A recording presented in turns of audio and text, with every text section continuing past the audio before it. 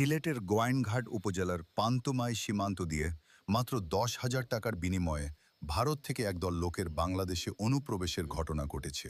গতকাল রোববার দিবাগত রাতে উপজেলার দক্ষিণ পান্তুমাই এলাকা থেকে এই অনুপ্রবেশের একটি ভিডিও ফুটেজ ধারণ করা হয়। গতকাল রাতে দক্ষিণ পান্তুমাই এলাকায় জসিম, এলাইস, শয়ফুল ও সজীব নামের ৪ ব্যক্তির কবজায় থাকা অবস্থায় অনুপ্রবেশকারীদের ওই ভিডিওটি ধারণ করা হয়। সংশ্লিষ্ট সূত্রে জানা গেছে, ভারত থেকে আসা লোকজনের সীমান্তে ওই পারের ডুম খাসিয়ার সাথে যাবতীয় যোগাযোগ রক্ষা করেছিল বাংলাদেশের পান্তুমাই সীমান্তের লাল মিয়া নামের এক ব্যক্তি।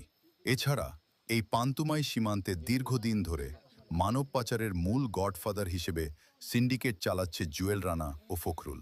নির্ভরযোগ্য সূত্রের দাবি, খাসিয়াদের সহযোগিতায় ভারত থেকে অবৈধভাবে সীমান্ত পাড়ি দিয়ে আসা এই লোকগুলোর বাড়ি বাংলাদেশের নড়াইল জেলায়।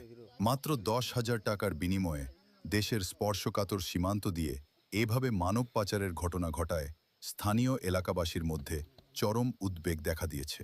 সীমান্ত সুরক্ষায় নিয়োজিত বাহিনীর চোখ ফাঁকি দিয়ে এই চক্রটি কিভাবে সক্রিয় রয়েছে তা নিয়ে প্রশ্ন উঠেছে।